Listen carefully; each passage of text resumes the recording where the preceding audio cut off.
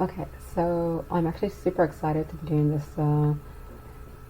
This is actually the first animation that I ever did. I have zero experience in animation. I just basically Googled how to animate in Krita. I didn't actually even know Krita had an option for animation. I was just using it for art. Okay, again, I'm also not a professional artist. I do it as a hobby. All right. So anyway, I'm going to go through. Okay, so let me show you. This is what the end result was like.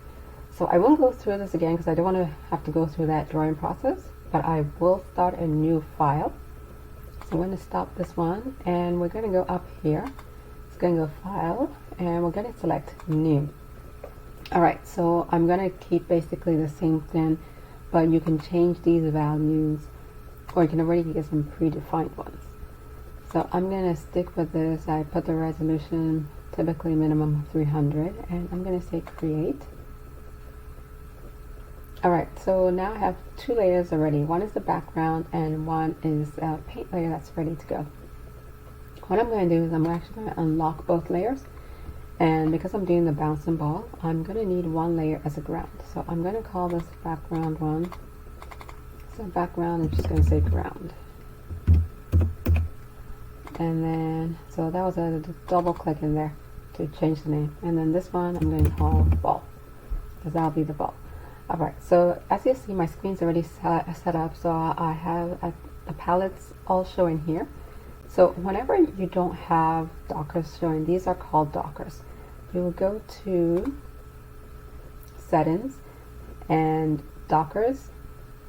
So for the animation one, I needed the animation timeline and the onion skins.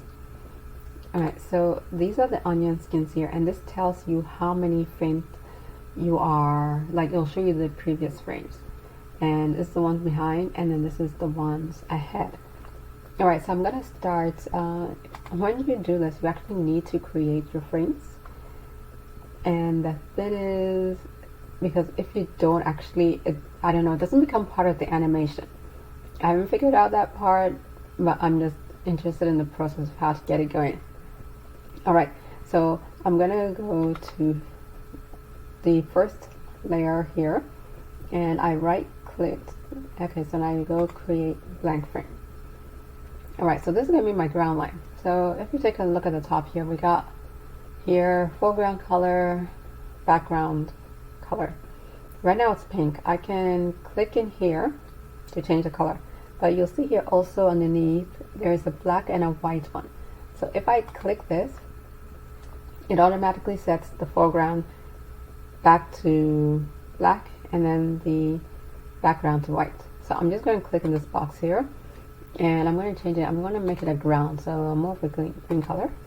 I select the one I want. I'm going to go OK, and for this one I'm going to use the line tool. It's a little thin, so if you look up here next to where it says opacity, there's actually a size for the pen that you're using.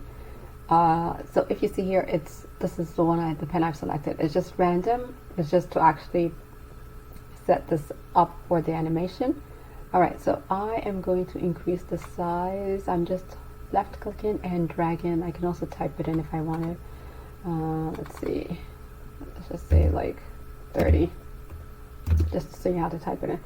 Alright. Okay, so I am going to now use the line tool. So this is the paintbrush tool, and so it's a brush tool. There's other types of pens as well. Alright, so I'm going to use the line tool, and I am going to click, and I'm going to hold the shift key, because if you see here, I am moving it, but I don't really have, like, it's not straight lines. So if I hold shift on my keyboard, it will create straight lines. Okay, so I'm going to let that go now. So now my ground is created. So now I want to create the ball. Okay, so I'm going to go down to the ball layer, and again I'm going to select the frame here, right click it, and I'm going to say create blank frame. Okay, so I want to change the color. So you actually have, you can select your colors from here as well. Alright, And let's see, should we try, let's say, maybe a pink ball. So if you see here a change, I could go back to the color wheel if I decide I want a different color pink. I kind of actually, maybe something a little darker to make it more visible. Alright, so let's take that. But now my line is a little thick, so I'd like to take it back down, something smaller. Okay, so about that size. So I can also draw, I have a little drawing pad where I have the electronic one with a pen. I have forgotten the name. But I can also draw with that. So I've actually just picked up the pen. If you see here, it's moving. I switch between my mouse and this because this, sometimes you can, well, not sometimes, the drawing pressure is different with the pen. So let's see, for example, if I go to the brush, well, now it's really tiny, but okay, so you see there, I've drawn it, and then I can add more pressure. You would see the difference if it was a little bigger. Okay, so let me go on to undo. I'm going to select undo and undo. Alright, so because I'm making a ball, I'm just going to use a circle shape so I can go back to using my mouse. So I'm going to click on the circle here. Alright, so if I want to keep the form of the circle, so right now if I have it, it can go different ways. I have to press shift and then I can let go and it's created it. So I'm going to move this because I want it to be on the ground. So that is my select tool, and then I am going to select move. So this here is the move. This is also a transform tool. You can transform the shape. Alright, so I'm going to put it here on the ground. Alright, so if you want to deselect, you go Control Shift A. Alright, so these are the commands on a window. I'm not sure about the Mac.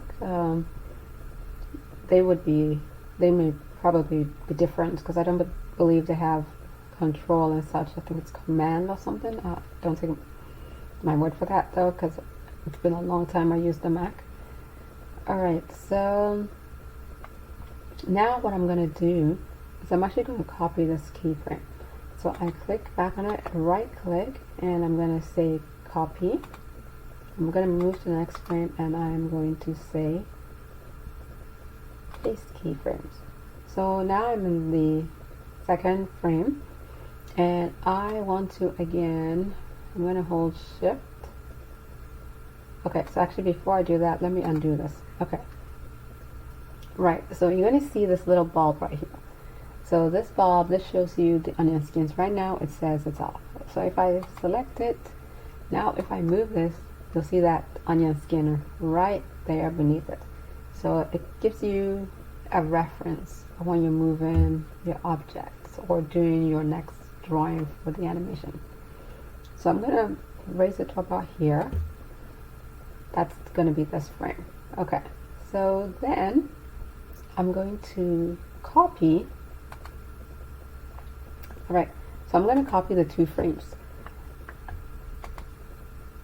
I could do again, just do the right click and copy, but what I'm going to do is I'm going to show you something else. I'm going to click, I hold shift, and then I click again, and I'm going to copy both. I'm going to say copy keyframes. I'm going to click on the next empty one, and I'm going to say paste keyframes. So it should have copied them. Alright, so that's number 1, number 2, number 3, number 4. Alright, so what I'm going to do now is I'm actually going to change the frame rate just to slow this down. So here, I'll make it 4. And then where the clip ends, if you see here, it's ending at 3. I'm going to set it at 3.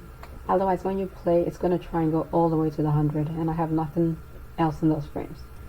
So I'm going to go 3. Alright, and then I'm going to come back here. So if you click and move in the timeline, not on the frames, in the timeline, where it says 0, 4, 8, all of that. Okay, you can see the movement right there. Alright, so what I'm going to do now, I'm going to play. And there is my animation. So for this ball, like I'd like to try for it to look a bit more realistic. So maybe I'll work on it looking squashed when it hits the ground, but that's like details. So this was just to actually show how the animation is. Okay, so let's see what else.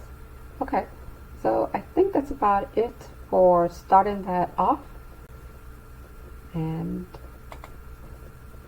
I will end that here.